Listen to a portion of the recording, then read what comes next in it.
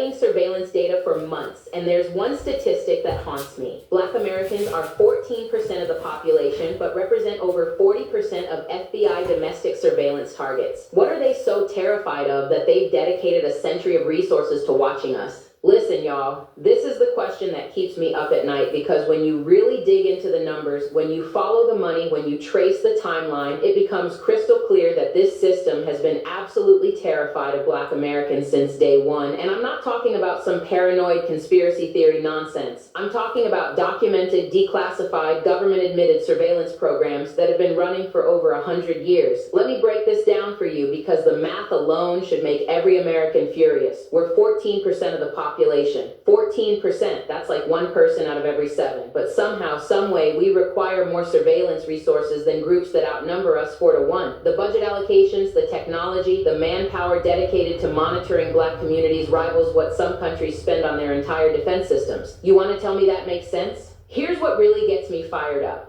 They've been doing this so long, they've got it down to a science. It started with Marcus Garvey in the 1920s. This man was preaching Black pride, economic independence, self-determination, basic human dignity, and the government said, oh, hell no, and created an entire apparatus just to take him down. J. Edgar Hoover, that racist dinosaur, literally built his career on the fear of Black organizing. He said Garvey was the most prominent and dangerous Black leader in America. Dangerous for what? For telling Black people they deserve better? But let's go even further back, because this pattern starts before Garvey. During Reconstruction, they had the Freedmen's Bureau monitoring every move Black folks made. They were tracking who was learning to read, who was buying land, who was starting businesses, who was voting. The moment Black people started exercising basic human rights after slavery, here comes the surveillance state. They documented every church meeting, every political gathering, every attempt at economic development. This wasn't law enforcement. This was systematic intimidation designed to keep people from organizing. Then you had the Red Summer of 1919, and guess what? The government wasn't investigating the white mobs that were lynching Black folks. They were investigating the Black communities that were fighting back. They created files on every Black veteran who came back from World War I and dared to demand the rights they fought for overseas. These were men who had just served their country, and the thanks they got was surveillance, harassment, and violence. But that was just the warm-up act. Then we get to COINTELPRO, and honey, this is where it gets real dark, real fast. From 1956 to 1971 officially, but we all know it never really stopped. The FBI didn't just monitor Black leaders, they actively worked to expose, disrupt, misdirect, discredit, or otherwise neutralize Black organizations and leaders. Those are their words, not mine. They didn't want to just watch us. They wanted to destroy us from the inside out. The psychological warfare aspect of this program was diabolical. They weren't just collecting information, they were creating chaos. They'd send fake letters between civil rights leaders to create beef. They'd plant informants to suggest violent actions that would discredit peaceful movements. They'd spread rumors, create division, turn organizations against each other. They had agents provocateurs encouraging illegal activities so they could justify arrests and prosecutions. This is the level of resources, creativity, and sustained effort they put into undermining Black progress. Let me tell you about some of the specific tactics they used, because people need to understand how deep this went. They would forge documents to make it look like civil rights leaders were FBI informants, destroying their credibility within the movement. They'd create fake communist literature and plant it in people's homes during raids. They'd use local police to harass activists' families, getting their children followed to school, their spouses fired from jobs, their credit destroyed, their utilities cut off. And the targets? Malcolm X, Martin Luther King Jr., the Black Panthers, Fred Hampton, Angela Davis, Stokely Carmichael, H. Rap Brown. Every single person who dared to tell Black folks we deserve the same rights, the same opportunities, the same respect as everyone else. They killed Fred Hampton in his sleep at 21 years old. 21! What was he doing that was so threatening? Feeding kids breakfast and teaching self-defense. But somehow that required a coordinated assassination involving the FBI, Chicago police, and the Cook County State Attorney's Office. The Black Panthers alone had over 700 documented COINTELPRO operations against them. 700! For a group that was primarily focused on community service programs, free breakfast for children, free medical clinics, education programs, legal aid. But they also taught Black pride and self-defense. And that combination was apparently so terrifying that it required the full force of the federal government to destroy it. Now let's jump to the modern era because people love to pretend this all ended with the civil rights movement. Social media surveillance, predictive policing algorithms, facial recognition technology that's been proven to have higher error rates for black faces, but somehow that doesn't stop them from using it. They're monitoring hashtags, tracking activists, building databases of people who dare to say Black Lives Matter online. The technology has evolved, but the mission remains the same. Monitor, disrupt, control. They've got algorithms now that can predict where black people will be, what we'll do, who we'll associate with. They're using our own data against us, and most people don't even realize it's happening because they've gotten so sophisticated with it. Let's talk about how this surveillance state operates in 2025. They're using cell tower simulators, also known as stingrays, to vacuum up phone data in black neighborhoods. They're monitoring social media for keywords related to police brutality, racial justice,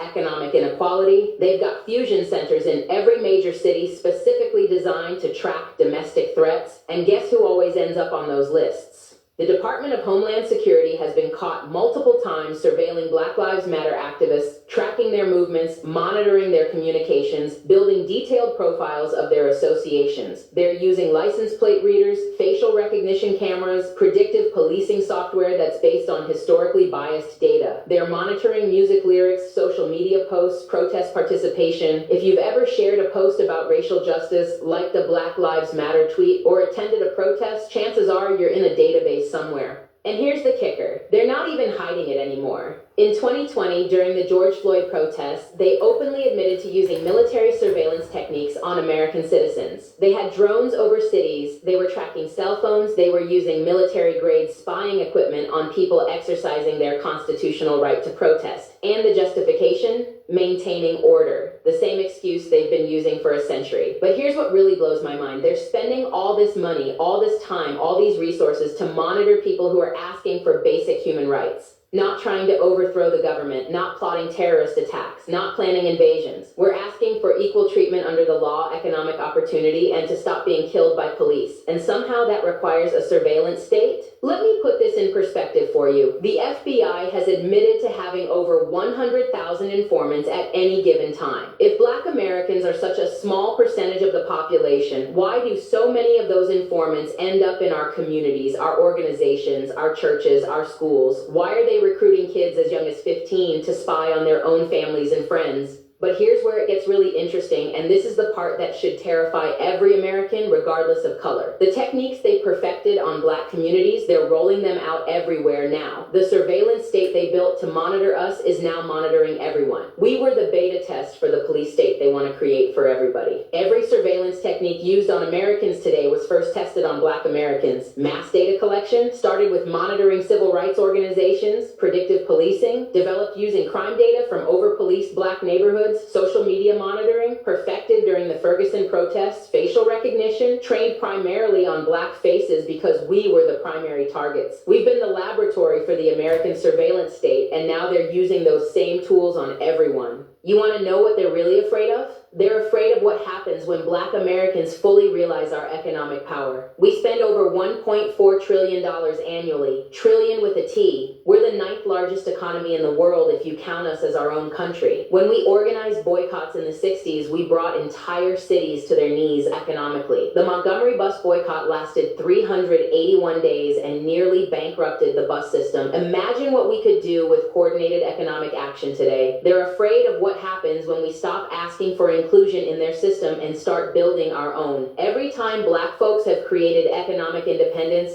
built our own institutions, developed our own communities, here comes the surveillance, here comes the disruption, here comes the violence. Black Wall Street in Tulsa didn't burn itself down. Rosewood didn't destroy itself. Every time we've tried to build something for ourselves, they found a way to tear it down. Look at what happened with the civil rights movement's economic strategies. The Poor People's Campaign scared them so much they infiltrated it with dozens of informants. Why? Because it wasn't just about civil rights anymore. It was about economic justice, about challenging the fundamental economic structures that keep people in poverty. That's when they really ramped up the surveillance and disruption. They're afraid of our influence on culture, on politics, on social movements. Black Americans have always been the conscience of this country, and they know it. We've led every major social justice movement, influenced global culture, changed the moral landscape of America repeatedly. Hip-hop culture alone has influenced how the entire world thinks about art, fashion, language, politics. 14% of the population doing all that? Yeah, they should be scared. But it's not just cultural influence they're worried about. It's political power. Every time black voter turnout increases, every time we organize politically, every time we flex our electoral muscle, here comes the surveillance, here come the voter suppression tactics, here come the attempts to divide and conquer. Look at what happened in 2008 when black voter turnout helped elect Barack Obama. Suddenly, there was a massive increase in domestic surveillance, in monitoring of black political organizations, in tracking social media activity. They couldn't stop the election, but they sure could monitor everyone who made it possible. The real question isn't why they monitor us. The real question is, what happens when we stop being afraid of their monitoring and start using our power anyway? What happens when we realize that their fear of us is actually confirmation of our strength? See, here's what they don't want you to understand. Surveillance is an admission of weakness, not strength. You don't spend billions of dollars monitoring people you're not worried about. You don't dedicate entire government agencies to watching people who can't hurt you. The fact that they've maintained this level of surveillance for over a century tells you everything you need to know about who really has the power in this relationship. Every algorithm designed to track us, every database built to monitor us, every technology deployed to control us is a testament to our potential. They see something in Black Americans that we sometimes don't even see in ourselves. They see the power to change everything, to challenge every assumption, to demand justice not just for ourselves, but for everyone. The surveillance state exists because they know that when Black Americans organize, when we unite, when we focus our collective energy on change, we don't just ask for reforms, we transform entire systems. And that transformation threatens every power structure they've built their wealth and control on. Think about it. Every major advancement in American democracy has come through Black struggle. The end of slavery, civil rights, voting rights, workers' rights, women's rights. We've been the catalyst for every expansion of freedom and democracy in this country. And every single time, they've responded with surveillance, intimidation, and violence.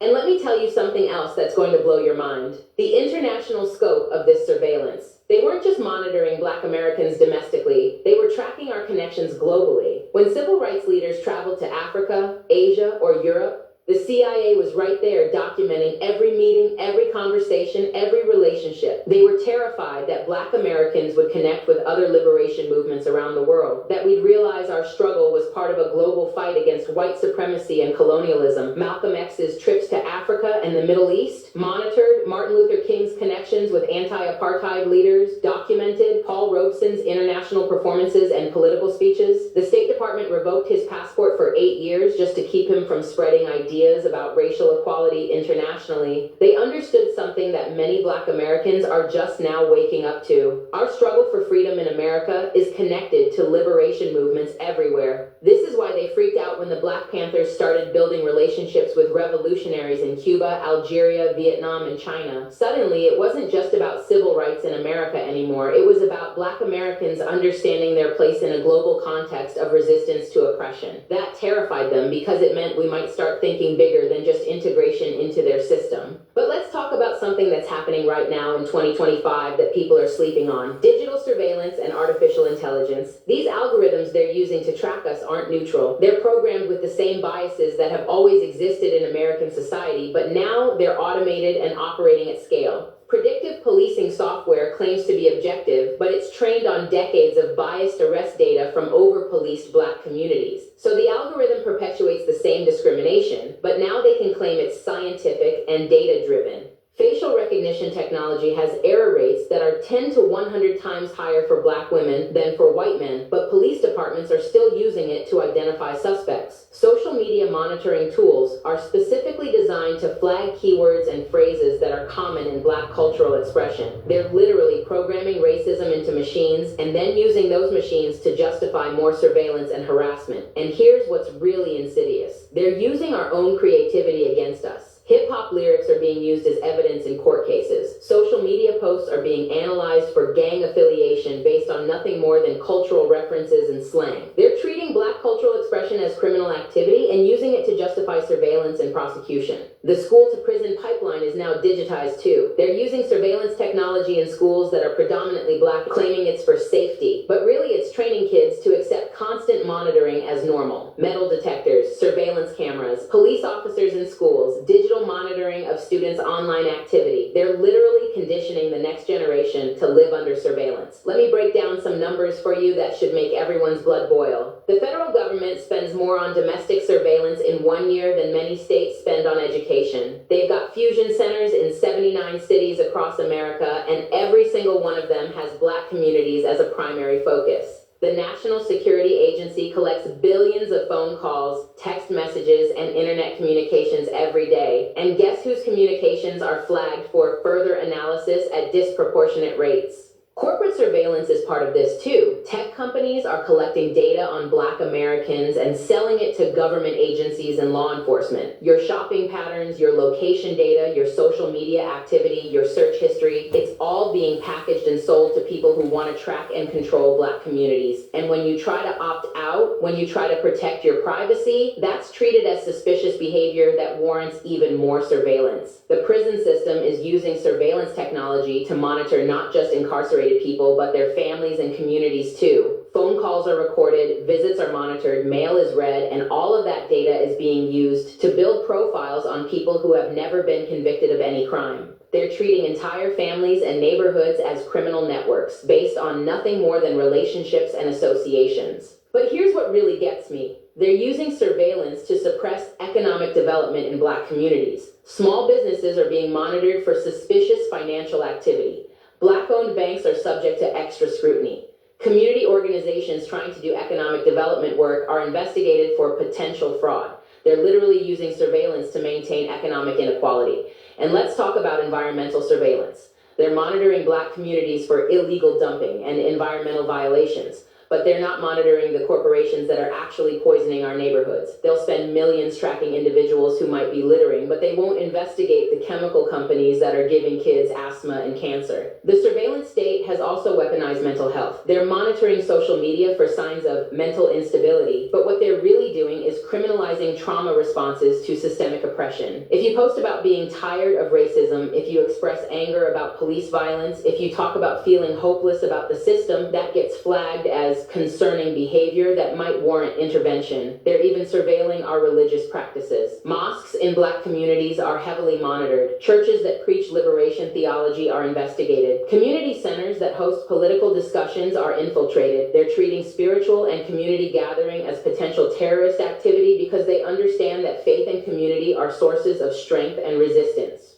Now here's the part that should terrify everyone. All of this surveillance infrastructure they've built to monitor black Americans is being expanded to monitor everyone. The techniques they perfected on us over the past century are now being used on all Americans. Mass surveillance, predictive policing, social media monitoring, financial tracking, it's all becoming normalized because they tested it on black communities first. But here's what they didn't count on. We're getting smarter too. Young black activists are using